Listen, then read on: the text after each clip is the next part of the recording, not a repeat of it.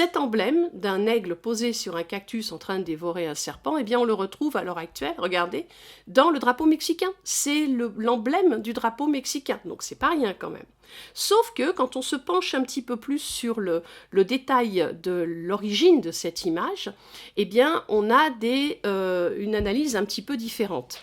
Ce monument que je vous présente ici, qui est au musée d'anthropologie de Mexico, on l'appelle le Teocalli de la guerre sacrée, c'est-à-dire le petit temple de la guerre sacrée. C'est une reproduction sculptée en miniature d'un temple, dont vous voyez les marches dessinées sur le devant. On a 2 dates en bas, un lapin, 2 roseaux qui probablement correspondent aux dates d'érection de ce temple. Et au milieu, vous avez un calendrier solaire qui est en fait une miniature du calendrier dont je vais vous parler après, qui est une pierre monumentale, qui elle est beaucoup plus importante et qu'on a retrouvée sur la place principale de la ville de Mexico. Donc ce calendrier solaire quelque peu édulcoré est au milieu. On a 2 personnages de chaque côté dont je vais vous reparler après, mais c'est en allant derrière ce temple, enfin la façade de ce temple, dans la partie sculptée arrière, que l'on a des indications un peu plus intéressantes. Je vous ai mis à gauche un dessin parce qu'on le voit mieux sur le dessin. Ce que l'on voit là, qui est sculpté, eh bien c'est un cactus effectivement avec ses raquettes et un aigle posé sur le cactus. Mais déjà si vous regardez, il n'est pas posé sur les raquettes du cactus, il est posé sur les fruits du cactus qui sont les figues de Barbarie que vous voyez représentées de façon arrondie, motif oblong avec également un petit cercle dans la partie supérieure. Et regardez ce que tient l'aigle dans son bec. Il ne tient pas un serpent, il tient ce qu'on appelle 2 courants, un courant d'eau qui part vers la gauche avec des petits cercles sur les pointes et un courant de feu qui lui part vers le bas et vous avez une flamme qui est représentée dans la partie basse. Eau et feu, en langue nahuatl, se dit atl, l'eau, je vous en ai parlé tout à l'heure, tlachinoli, le feu. Et là, on a une dualité qui est représentée. La dualité dans le monde mésoaméricain, c'est la base de l'unité. Les choses n'existent que par leur composition duelle et leur opposé. L'eau, le bas, une femme, un homme, le ciel, la terre, et ainsi de suite. Donc ici, cette dualité eau-feu est en fait le symbole de l'acte sacrificiel.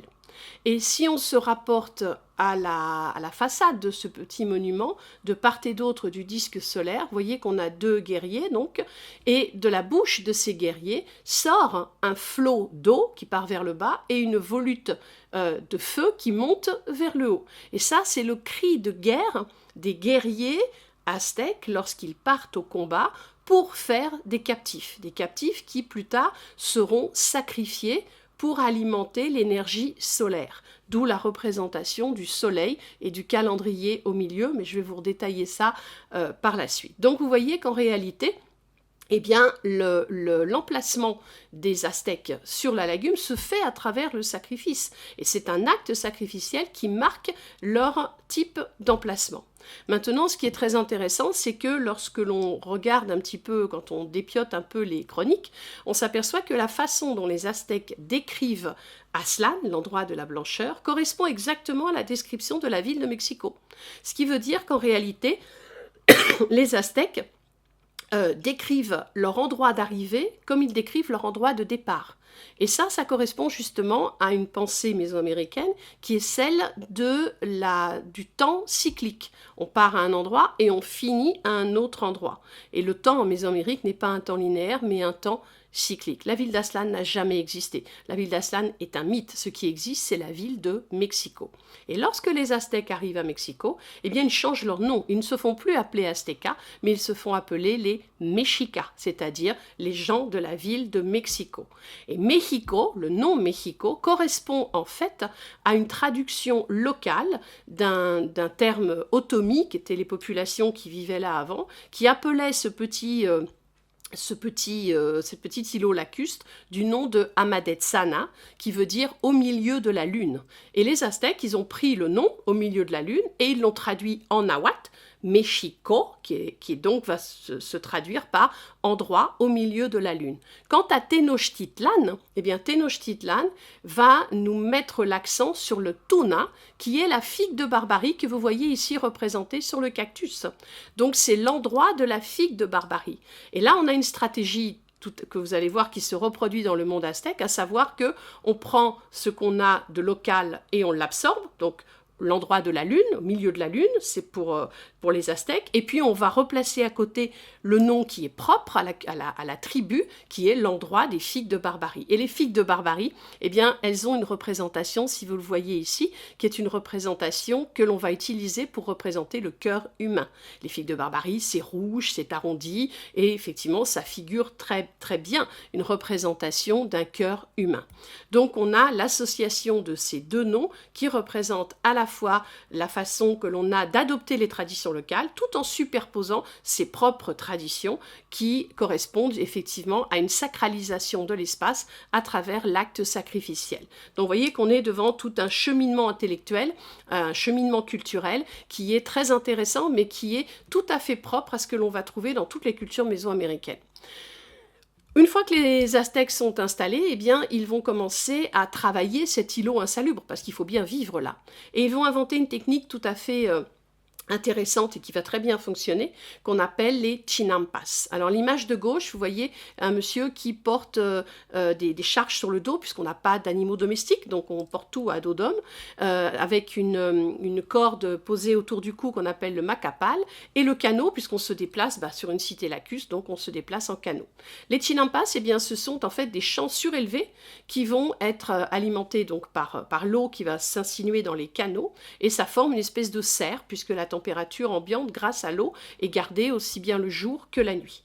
Et ce système de chinampas va leur permettre bien, de pratiquer l'agriculture et donc de faire grandir leur agglomération au fur et à mesure du temps en empiétant de plus en plus sur cet espace lacustre. Alors la conception en fait de l'origine des choses chez les Aztèques, eh bien on en trouve une référence à travers justement ce fameux calendrier solaire que l'on a retrouvé par hasard sur la place centrale de la ville de Mexico, et on a dégagé donc la pierre qui, dont la partie sculptée était en fait à l'envers, à l'intérieur du sol, donc protégée des intempéries. La couleur dessus a disparu, mais les sculptures sont presque intactes. Elles pèsent 25 tonnes, donc c'est quand même un gros monument dont on ne connaît pas l'emplacement d'origine. Mais par contre, je vous ai mis ici un petit dessin avec des couleurs pour vous expliquer ce qu'il y a sur cette pierre. On ne va pas tout détailler, mais dans la partie centrale, ce que vous voyez, c'est la figure du soleil, qu'on appelle Tonatiuh, la divinité du soleil, qui, vous le voyez, a une langue qui est représentée en fait sous forme de couteau sacrificiel. Le soleil, il a besoin d'énergie, et donc pour être alimenté en énergie, il a besoin de sacrifice. Et c'est le sang et le cœur des hommes qui va servir à alimenter l'énergie solaire. Donc Tonatiuh a soif, et il a soif de quoi? De sang. Vous avez autour de la figure de Tonatiuh 4 petits carrés qui vous représentent les 4 ères cosmiques qui ont précédé l'ère dans laquelle nous vivons à l'heure actuelle.